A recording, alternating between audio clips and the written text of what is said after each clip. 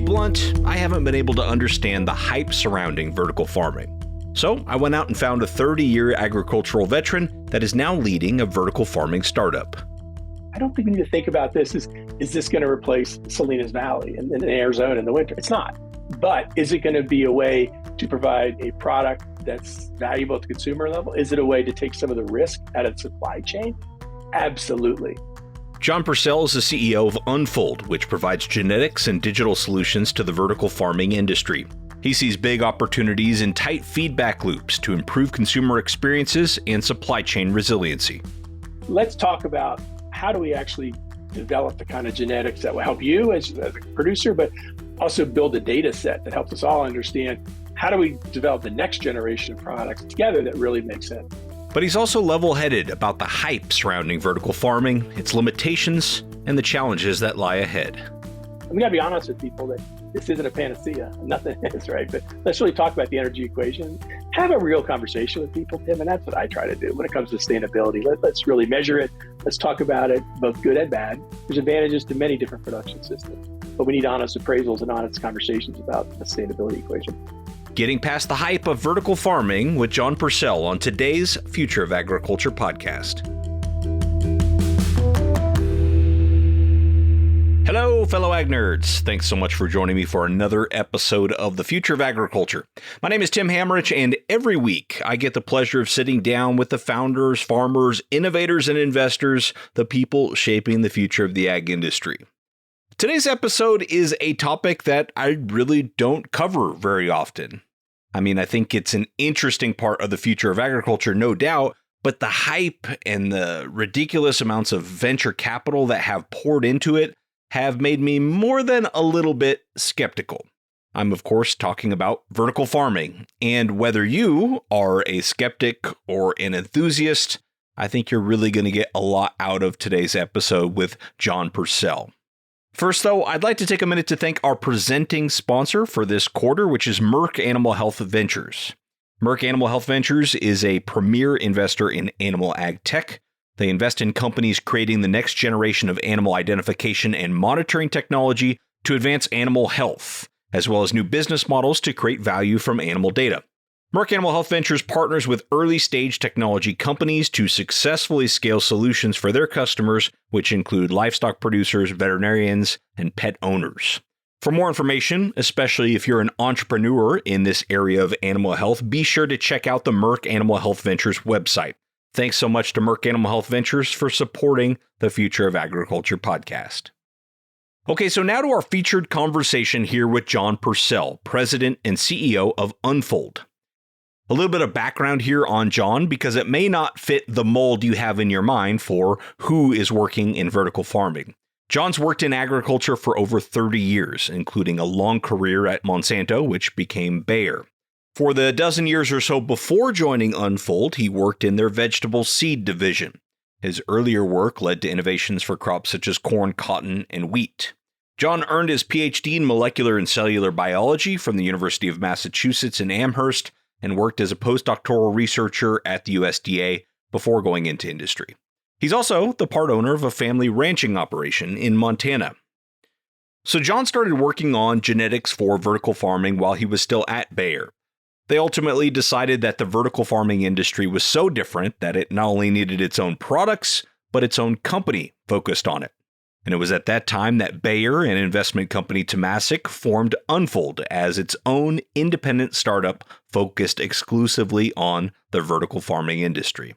John was tasked with building this company from scratch, and that's where we'll start today's conversation.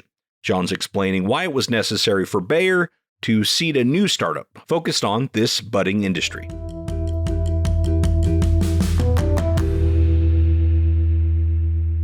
Well, I think part of it is, when you're at a big company, I love my time at Bayer and Monsanto before that, you're feeding the beast of a lot of different sectors, whether it be the open field greenhouse process, you have large programs, large growers, et cetera. And I think for vertical, it's got a lot of new players. It's got mostly tech and startup money. So it's a very quickly shifting kind of portfolios. So I think the startup actually helps just because of the agility, that laser focus, because our customers certainly have that. I mean, they know what they're trying to do. And I think it helps them for us to have that same mindset that we're going to deliver for the vertical farming sector, and we're going to try to be as agile and as mobile as we can to make sure we're doing things in the kind of timeframes that they're used to. Right. Now, you strike me as somebody who is excited by a challenge. Like, okay, this seems like a tall order and somebody who would be excited by that. But certainly you had to have, some reservations or at least some thoughts of like, okay, well, hold on. Is this really the right move for me at this point in my career after having so much success in what we'll call the outdoor agriculture space? Walk us through what was on your mind at that point. Yeah, and I have gravitated toward a bit more risk than maybe other people. Everyone has a different risk level that they're willing to tolerate. But in my career, I started off way back in the '80s with the early biotechnology days of Monsanto, and this was well before we had any products. In the end, it turned out to be on literally hundreds of millions, billions of acres globally. But at that point, it was sort of a dream. Well, what is this really about? But it was really attractive to me to try to figure out how can we provide novel solutions, not just new products, but whole new ways of thinking about how do we provide value in the agriculture sector. So I kind of rode the biotech wave with Monsanto. I actually took a role heading up biotechnology in Europe for Monsanto. And you don't do that, Tim, unless you have a little bit of a risk risk equation here. In the '90s, even now, it's not easy. Especially that title got me into a lot of great conversations in Europe, as you can imagine, head of biotechnology for Europe for Monsanto. But then I did other roles. I went when Monsanto went into the vegetable business. I thought that's really cool. That's when I first went over at the vegetables because it's a whole new way to think about technology and innovation. So in my career, I've kind of tended toward technology. I love innovation. I love the solutions part of it, but I really think about what are the new opportunities, what are the cool things to do. So for me, I've done a lot of things in 30 plus years, but I've never done a startup. So I literally went from heading an 800 plus person organization, heading R&D for Bayer Vegetables, and then being 6 hours later, the only employee of Unfold. So it was it was a pretty wild ride, and it was like, what the heck did I do? As you can imagine, as you look around, going, wait a minute, it's just me. But it's been wild. I mean, we were 20 months into this, and it's just been really, really cool to see how the teams come together, the progress they're making. But it's not for the faint of heart. I mean, it's a bit of a roller coaster, as any startup is. But for me, I have tended toward some of these opportunities that other people may have shied away from in their careers. Yeah.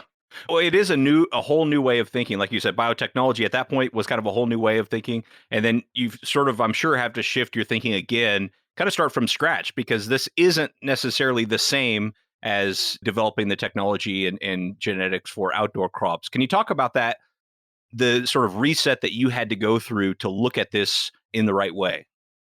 Yeah, I think the first one is, and this is true with many parts of the produce sector, is the emphasis on not just being successful on the farm and on the agronomics, but you've got to put consumers first. And I think there's many producers in the produce industry who have to do that. But I think in vertical, it's even more acute because in many cases, they're not just growers or producers, they're also trying to establish consumer brands. They're actually trying to brand it all the way out. And you do have some big producers in the other sector, in the open field of greenhouse that do that as well. But I think in vertical, it's just part of what they are. I mean, they really are trying to think about everything from when that seed goes into their operation all the way to when somebody's consuming it, in their dining room, right? And so I think that laser focus on the consumer is really part of what's different. I do think the genetics you're looking for are obviously different, but I think just part of it is also the rapid turnaround. They're not trying to do big commodity lettuce production like Salinas Valley. They're doing a lot of rapid cycle crops, 26, 28 days. They're doing a lot of medleys of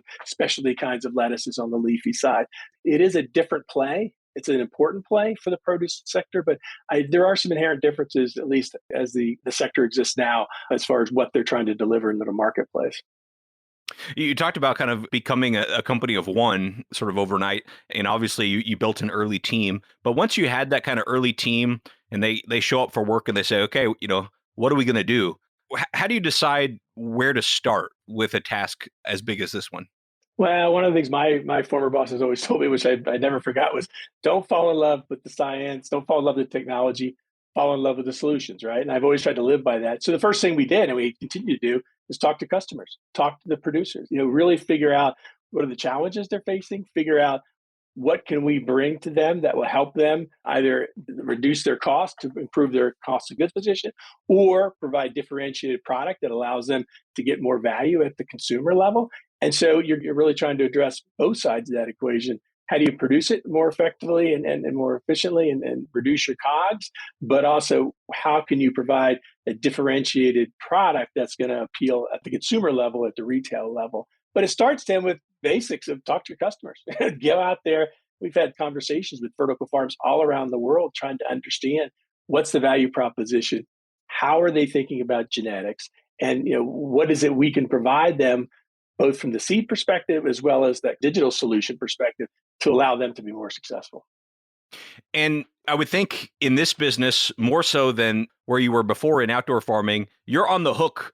The genetics are on the hook because they can dial in exactly what you tell them to do in terms of, environment and management. If it doesn't work out, it's going to be hard for me not to blame the genetics, right? So how much room is there in production capability of, one of your standard vertical farming crops to improve the genetics for those growers? Well, I think that's basically the hypothesis we're testing right now and pushing the limits on that. And I think there's really a couple different ways to think about it. One is if you look at the existing crops, which is predominantly leafies, microgreens, et cetera. We're focusing on two of those, lettuce and spinach. I think there it really is, for a big part of it, a COGS play. How can we help them improve their efficiencies? How can we accelerate the crop? So, reducing time to harvest. Is there ways we can think about enhancing that conversion of light to biomass? It's all about versus your inputs, how much output do you get? And light and energy is a big piece of what their inputs are, right? So I think on that end, it's very similar to any kind of present system, which is think about where are their biggest costs, and then what can you do to address those costs through the genetics. So I think that for me, that's job one. But the second piece of the equation is where else can they go as far as portfolio? And I think this is a big thing that vertical has to do, which is they got to broaden the crops. I mean, there's a reason why glasshouse, greenhouse growers grow peppers, tomatoes, cucumbers. They're highly differentiatable. There's products that allow the consumer to think about the sensory experience. There's a way for you to really, really address a market that's looking for a better consumer experience. And I think you can do it in leafies, but boy, when you get into the fruiting crops, you have a lot more opportunities. We've had everybody's had the same experience. And whether it be strawberries or tomatoes, you have some that are just amazing. And then others, 2 weeks later, it's like, wow, that doesn't taste like. And the growers do a great job. It's just when you have swings in environment, you have too much water or too much heat, or whatever, it can change what that end product looks like. And so taking that out of the equation, once we're successful getting those kinds of crops, the same reason why tomatoes, most of the premium product is grown in glasshouse, right? I mean, and those growers, that's the closest thing to vertical farming, really high tech, very clued in on how they grow that crop.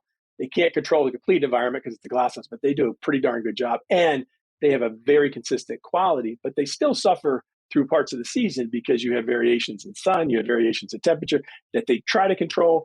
And hopefully vertical can address, any gaps that might be in the high-tech glasshouse market that's already providing some great produce out there. Yeah, I think it speaks to what you shared earlier about there's a real opportunity here for an integrated feedback loop that we have not seen in agriculture before, from genetics to consumer. It's not all going to be one company, right? It's going to have to be a partnership approach. But I think it's a really interesting opportunity to find, what genetics lead to the best outcome for the consumer in such an integrated way where we can learn rather quickly. I mean, imagine some of these crops, you're talking, not too many weeks from seed to being eaten. Is that right? No, that's right. And many of these are actually harvested, at least in the leafy side. They're talking 25, 26, 28-day cycles. And so because they're doing a lot of baby leaf, a lot of medleys, so they're not doing the long crop. They're not doing the whole head. That's the way they're making the product for their customers. But that also means you have incredible opportunity from a phenotyping, from an understanding of how these genetics are performing because you're turning those cycles so quickly. Now, you still have to go through the crop cycle to get seed. And so that's defined by biology. But as far as generating data and understanding how that variety is performing under different conditions, Tim, you're getting data quick. And that's really cool about it, which will really gives us hope that we're going to be able to accelerate a lot of these cycles because we're going to be generating a whole lot of information on different varieties in a massive way. Yeah. Well, let's talk about the market today for vertical farming and kind of the path forward. You talked about your conversations with these growers, and the biggest thing is like, how do we get our cost of goods down, right? To where it sounds like probably so we can compete with, what's already on grocery store shelves and still make money. How close is vertical farming to being able to, make money on par with outdoor farming? And what's the path forward? It seems like trying to, cut costs is a little bit of a race to the bottom. So at some point, you probably need to add more value as well. No, that's exactly right. I think there's a couple ways to look at it. When you think about where they're focusing, they're getting price points now that are competitive with what I'd call premium product, the organic kind of labels and all that. So that's that 30% roughly kind of margin you have or differentiating price you have on there. They're getting to that point, which is good. That's not a bad place to be. I don't think we need to think about this as, is this going to replace Salinas Valley in Arizona in the winter? It's not.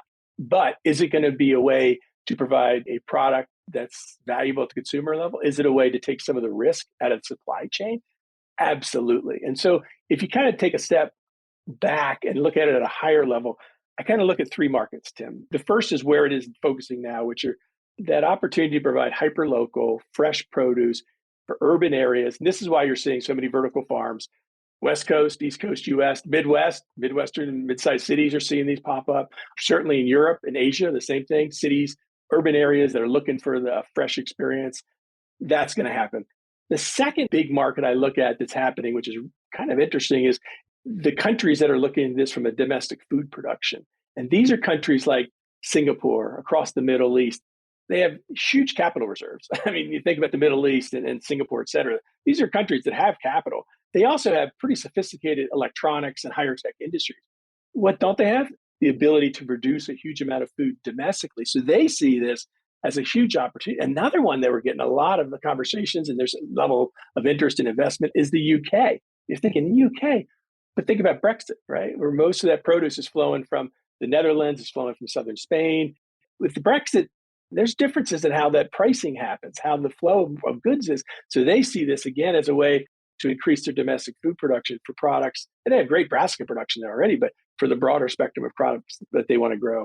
And then the third one, which I think hasn't really developed yet, but I think is going to develop, it could be really huge, is let's think about this from the retailer perspective and their supply chains. One of the most valuable things you can do for any retailer is de-risk that supply chain. If you're a food retailer, doesn't matter whether you're an e-retailer or a brick and mortar, although there is really all brick and mortar e-retail now too. I mean, everybody's doing e-commerce, right? So, but I think one of their biggest challenges is there are times a year where product isn't as good or the quality isn't there, et cetera. So there's a lot of conversations now is, do they get more directly involved rather than just using vertical farms as a supplier?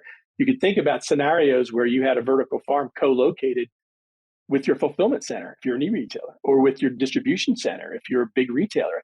There's some advantages to that. Like I say, you're not going to replace all your existing supply chain, but man, if you know your premium product is going to be the same 365 days a year, if you know your supply chain is driving across the parking lot. In China, there's an operation where it's actually connected to the distribution center, where literally the farm puts it right into the DC, packages, and goes out the door. And you can imagine that model that, like I say, you're not going to replace your existing supply chain, but boy, you can de-risk that and take the environmental equation out of that, at least for a certain percentage of that supply chain, and for the products that you never want to run out of. There's a reason why produce is the first department you walk into in most grocery stores, right? I mean, it's where a lot of the money is made. So you can de-risk that supply chain. I do think that dynamic on how does the existing retail sector engage with the vertical farming, not just as a supplier, but a deeper relationship, I think that could be a huge possible upside. Yeah, and I see a real big zero waste opportunity in vertical farming too. I don't know if the industry is talking much about that yet, but I think I could see where a vertical farm could figure out a way where there's absolutely no, plastic or cardboard used to get it to the consumer, which is one of those problems in agriculture we don't like to talk about too much. No, I agree. And I do think on the whole sustainability equation, this is where another one my recommendation is be honest. When you talk about all the different elements, whether it be waste and food waste too, of course, when you're producing it closer to where it's consumed, when you have a shorter supply chain, that helps you on farm waste, but also on consumer and retail waste. Water is reduced. Land use, you can't really talk about it because the acres just aren't there. It's not going to have a significant impact on total agricultural land use. Energy, let's be honest, it's a challenge. You're not using the greatest energy source in the solar system, right? You're not using the sun unless you use solar power. So let's be honest with people and let's do the real, the kind of life cycle analyses on where are the benefits, but also where are the challenges. And let's work to figure out how can we reduce the impacts from a sustainability perspective. But yeah, I think zero waste. I think also food waste is another opportunity that could really play well. But the energy piece, we got to hit head on. And we got to be honest with people that this isn't a panacea. Nothing is, right? But let's really talk about the energy equation. Like I said earlier, how can genetics help? on that, but how can other technologies help us on that too? But have a real conversation with people, Tim, and that's what I try to do when it comes to sustainability. Let's really measure it. Let's talk about it, both good and bad. There's advantages to many different production systems, but we need honest appraisals and honest conversations about the sustainability equation. Well, AgFunder recently ran an article that talked about vertical farming and actually novel farming systems in general heading for like a trough of disillusionment. I think it was after AeroFarm's SPAC sort of fell through, kind of the investor hype maybe peaking was sort of the thesis of the article. And now the author was not bearish on the sector long term, still bullish long term, but thinking that might be some dark times ahead for vertical farming. I'm curious to get kind of your take on that and what keeps you obviously optimistic about this stuff going forward. And you use the term that I use a lot, and that's hype. I've been going to these vertical farming meetings for 5-6 years now. When you come in with years in agriculture, it's like, just stop with the BS, right? I mean, stop with the hype because, I was at a vertical farm conference. I was on a panel in the morning and the afternoon panel. And the questions was, what crops do you foresee might be possible for indoor? And as soon as the words corn and soybean came out of the person's mouth, I'm going, no. I see, I see your face. That was my reaction too. And everybody was in agriculture was just going, it's like, no, you got a great story, but the hype is just over the top. It's just over the top. And so I think part of it is just the reality.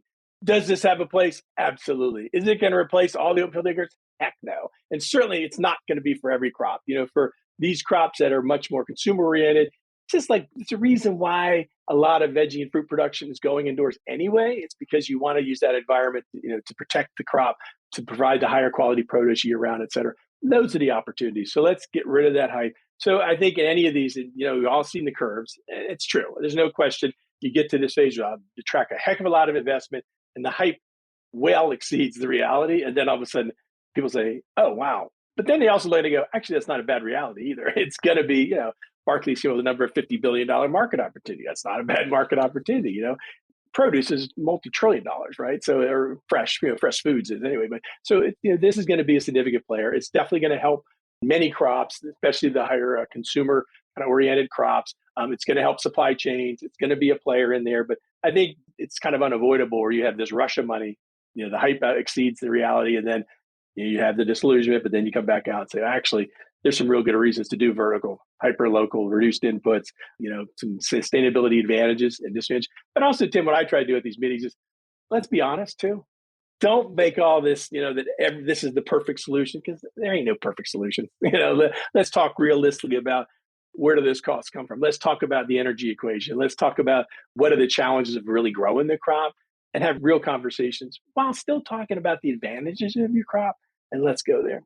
The other thing that kind of drives me crazy at some of these meetings is this notion that you have to disparage other forms of agriculture to build my mom always said, don't raise yourself by pushing other people down. I try to live my life that way. You can talk about your advantages without, saying, oh, this is wrong, this is wrong, this is wrong. Because it's not. People are doing an amazing job, especially in the last couple of years of COVID, getting fresh produce, making it accessible, trying to make it affordable for people.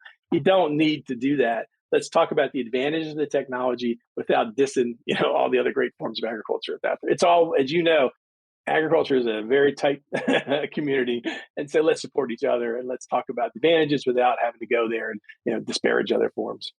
Sorry, I'll get off my soapbox now. I apologize. No, that was great. And I really appreciate that level head approach. I've had similar reactions to, things like plant-based proteins. It's like, look, this could carve out a very, very large industry without even really being noticed by traditional protein industries. You know what I mean? Like there's that much room there for where the industry is today and where it will exist in the future. And similar here. I like that. A very well-reasoned sort of approach. The concept of venture-backed farms is just kind of weird to me still, just venture-backed farming. Do you think we will see more of a distributed industry of vertical farming in the future where it's not concentrated in so many hands? And if so, how many vertical farms are we talking about today? And how many differently owned farms do you see kind of in the future? Or will this remain sort of a consolidated type industry? No, I think it will evolve. And I think you're right. And partly is that the way you want to use venture capital? I mean, versus debt financing and things like that for capital. There's other ways to do it as the industry matures. But I do think you're already seeing some things. When you look at some of the big players who are produce players who are now looking at either collaborations or looking at how do they get into greenhouse glasshouse production or into vertical farms, et cetera. And these are produce players coming in from that direction versus tech players coming in from the other direction. But I think that's a positive, frankly. I think it's going to help the industry mature because these folks know how to brand, and they're looking at this as a great technology to allow them to expand their brands that are already existing in the marketplace. So I think that's a good thing. But you're hitting it really it's interesting. Just coming out of Indoor AgCon a couple of weeks ago, talking to some of the investors there, there is a lot of sentiment around that. Is this industry will mature, the way capital is used will mature, and I think the players who are involved will mature. And I think it's you got the first explosion of all this money coming in, everybody building farms, and then it's like okay, let's think of this as a really key part of the future of produce, but it is part of a much bigger sector rather than this kind of island over here that's called vertical farming. And I know there are some vertical farms that have partnered with, companies that have their own proprietary genetics. Driscoll's and Plenty being obviously the most well-known one. Are you seeing that a lot where the vertical farm has one way they want to differentiate themselves as being the only one to have their own genetics, or are most, pretty interested in having some help when it comes to the genetics part? It's a mix. It's a mix. And I think for some, they look at it as, they're going to build their own capabilities and just make a deal here, a deal there to get the crops they need. I think for others, they're looking for a deeper relationship with seed company providers, whether it be the big seed companies who have an effort in vertical, or whether it be companies like Unfold that are 100% dedicated for it. And then the third one is people are actually starting up their own breeding programs within the vertical farming. I think there's examples there as well. So I think you're going to see all three. You're going to see the big seed companies who are dedicating part of their R&D toward vertical farming. You're going to see dedicated seed companies like Unfold. And then you're going to see some vertical farms that say, hey, why can't we do this ourselves? But then the challenge they have is, where's the germplasm come from? I got to admit, I'm biased. I love our position, frankly, because the way this deal was structured is we started with $30 million, a great place to start for a startup. But we also started with a license to the Bayer genetics for 5 crops: lettuce, spinach, tomato, pepper, cucumber. So as a startup to have 5 of our key crops having, even Bayer's competitors would say, world-class germplasm. They're a very good seed company. Bayer retains the rights for open field, greenhouse, glasshouse. We have the rights for vertical. But I like our position because we have the 100% focus on vertical, but we have the advantage of having the germplasm from a world-class germplasm provider to take advantage of the vertical farm. Yeah. And one thing I've noticed just from the outside looking in is the vertical farming companies, in an effort for fundraising or whatever the case may be, are trying to differentiate themselves to show how they are different. And so if you're trying to develop genetics for them and they are indeed different, that to me would be a challenge, right? Like it would be helpful for you to develop genetics that are best suited for one standardized system. So how do you manage that?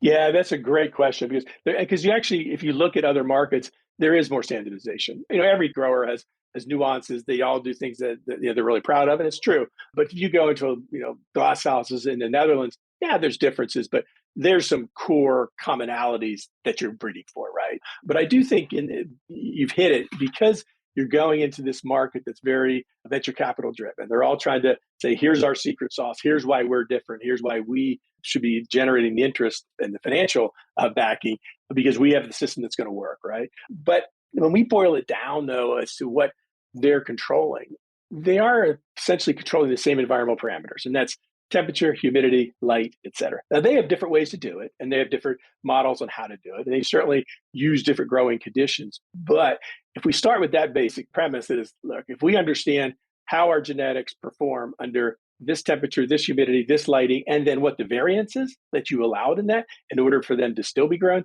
then that's a good thing. The cool part is, and we've really tried to go down this route of having deeper relationships with customers. If we can start sharing data, we just announced a program called Innovation Partner Program, which is really about, it's not just sort of the transactional relationship here, try some seed and buy it. It's let's talk about how do we actually develop the kind of genetics that will help you as a producer, but also build a data set that helps us all understand what are the advantages of this germplasm, what are the variances we can use within the temperature, humidity, et cetera. How do we develop the next generation of products together that really makes sense? So yeah, there is a challenge because the industry hasn't developed to a point where there's, everybody's systems look a lot alike. But again, you boil it down to the basic units, they're all controlling the same environmental parameters. But secondly, I think these kinds of opportunities to really understand how genetics can help vertical farms be successful, and these kinds of programs where we're collaborating together, I think that's going to be the ticket to grow the whole sector. Yeah, so I think this hits on something that, from my perception, is a headwind for vertical farming, which is kind of everybody's trying to stake their claim rather than collaborate. And it's cool to see companies like yours emerge and become, a support for maybe further collaboration. But do you see that show up where it's kind of like if the industry was more collaborative, maybe, progress would be made a little quicker? Yeah, and I do think it's sort of where I'd say the industry is right now. And you really hit it on earlier when you talked about it. A lot of it comes down to how they think about their funding, right? Because they all went out, they had some great fundraising, a couple $1 billion has flowed into this. So they've made some great gains on getting capital to actually make their farms. But I do think as the industry matures, you're going to see more of this. And it's going to start, I think, and it's a little easier for us, frankly, because we're a solutions provider. And the same thing with people who are providing robotics and lighting. You get combinations of those kinds of technology providers together. That's where you can see, I think, early gains on the spirit and the power of collaboration. And I think you can get the growers in there. You always have to have the grower in there. You always have to have the producer in those kinds of collaborations because that's where the final ground truthing is. It's great to have this cool technology, but in the end, does it actually work in someone's farm? But you're seeing enough of these happening now, either broader consortiums that are forming or individual programs that are forming. But it's going to be a combination of the solutions provider, whether it be us with seeds and digital, or whether it be the lighting, the robotics, et cetera. But then the producers being part of those same kinds of collaborative efforts. That's really going to drive the huge progress that the sector needs. Very cool. And so with this partnership program, you're going to kind of keep iterating along with your customers to try to get that dialed in. Absolutely. And like I say, the cool part is for the leafies, a lot of it is going to be testing and trialing of existing materials to see what works. Kind of a biphasic approach. It's helping them find products that they can grow short term, but also it's helping build that database to say, okay, we know this one works, but let's take those parental lines, let's take those pedigrees, let's start breeding with those to get even better varieties for them on the leafy side. And then I think for the tomatoes, the peppers, et cetera, there's going to be more real collaborations on how do we develop a crop that really fits a vertical farming mode to actually drive it. So a little longer term on those crops. On the leafies, we're already having sales, knock on wood. I mean, for being a year plus in, have a little bit of revenue. Not huge, Tim. Don't hold us to huge numbers, but it is nice to have some sales, right? To know that people are recognizing things. And I think that's one of the advantages, again, of having the relationship with Bayer, where we're taking that seed, trialing, testing, and finding some things that actually work on a vertical farm. Very cool. And so vertical farming, to my knowledge so far, those tomatoes and those cucumbers, we're still kind of figuring out how to make those work in the vertical systems. And is that mostly because of the harvest situation, because the harvest is automated with leafy greens, or is it more having to do with the horticulture part of it too? I think part of it is just basic architecture. I mean, you think you've been in a greenhouse, you've been in a glass house, you look at that architecture, right? They do an incredible job. But those vines, these are 6-7 meter glass houses, right? And those vines are, they're looking 9-10 month production. So they're looking for long production. They have gravitated towards smaller tomato types because that's where the value proposition is for many consumers.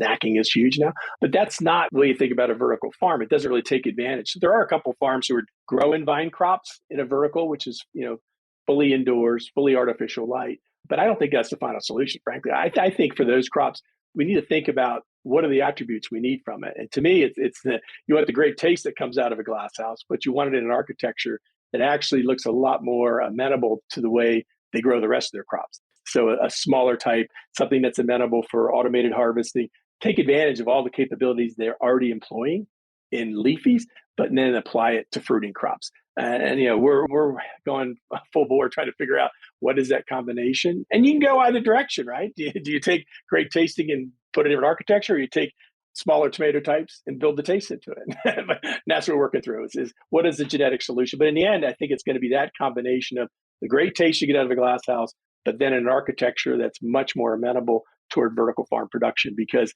it fits into the kinds of production systems. Because it's kind of a misnomer to call vertical because most of the operations, as you reckon, they're stacked horizontal, right? They're not really, some are vertical plane, but most are stacked horizontal. And they use a massive amounts of robotic and automation. And so I think that combination of crop architecture, growth habits that fit into the vertical farm structure, but then have the kind of sensory attributes that already come out of greenhouse glasshouse, I think that's going to be the big winner in this thing. And when you talk about architecture, you're talking about the leaf architecture. So as the plant sort of grows, how the leaves are positioned? Well, and in tomatoes, it's not just that. It's also, how quickly do it produce the fruit? How many clusters does it produce? The actual size of the plant, what's the distance between the nodes? How many tomatoes can you get off of it? Because, the glass house, like I say, they have 8-9 month production cycles, even longer sometimes. So they're looking to really extend that and have constant production over a long period of time. I think for most vertical, ideally, if they had a crop you put in, you grow it, you harvest, and then you harvest again, and then you're intercropping, which means you're bringing in the next row, planting, et cetera, et cetera. I think that actually might fit the model of a vertical farm better than the way you think about those long, tall vines that the most glasshouse growers go. So when I think about architecture, some of it is the actual leaves and the structure of how the fruit is on there, because you need that for the harvesting. But I also think it's more actual size and dimensions and how big does that plant get and how rapidly can it produce cycles of crop. If we look kind of at how a consumer views vertical farming, does a vertical farming industry need to tell that story more to consumers to differentiate in terms of buying decisions? Or is this more just like, it'll be the right growing system in certain contexts and it won't in others, and it doesn't really matter to the consumer whether it's vertically grown or not? How do you think about that? Yeah, it's something that the sector actually talks a lot about is, do you need to brand it specifically, this was indoor grown? One of the headwinds you have in that is it doesn't necessarily fit the consumer perception that actually we need to go backwards. We need to have this romantic vision. Let's grow tomatoes like we used to because they used to taste great, versus let's make it high tech as we can. Let's think about how does technology innovation provide you the consumer experience you want. But I do think vertical is kind of a unique space because people think it's cool. My daughter's now in agriculture, but when I took this job, she goes, "Dad, you're finally cool. You're in vertical farming."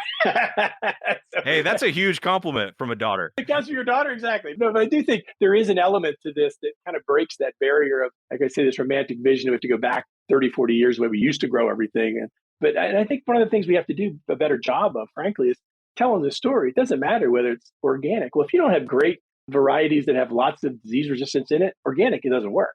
Local, if you don't have varieties that actually grow under pretty diverse conditions, local doesn't work. I think there's a lot of things that if you break it down to the core of what consumers are looking for, fresh, good tasting, affordable, accessible, technology innovation can enable that. So I think part of that the story is really about what is it you're really looking for in your food experience? And then how can technology innovation, and specifically vertical farming, help you have the kind of food you want to eat?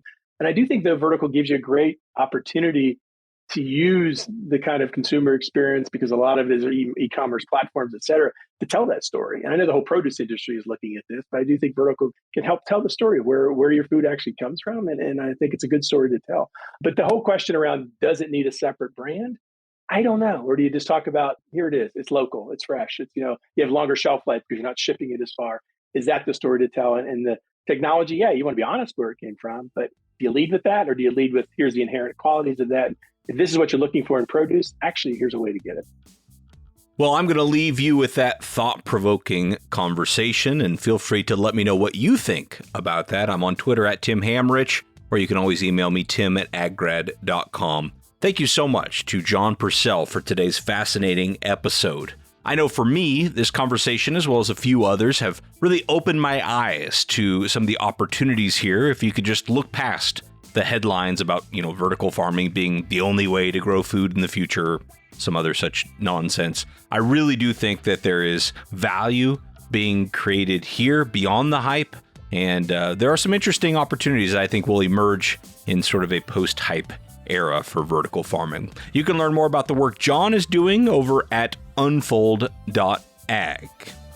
And if you're new to the Future of Agriculture podcast, and maybe you listened last week and it was more of a regenerative focus, and this week it's more of a vertical farming focus, that's because I don't think there is one solution for the future of agriculture. In fact, this would be a pretty short and boring podcast if there was only one answer to what agriculture will look like in the future.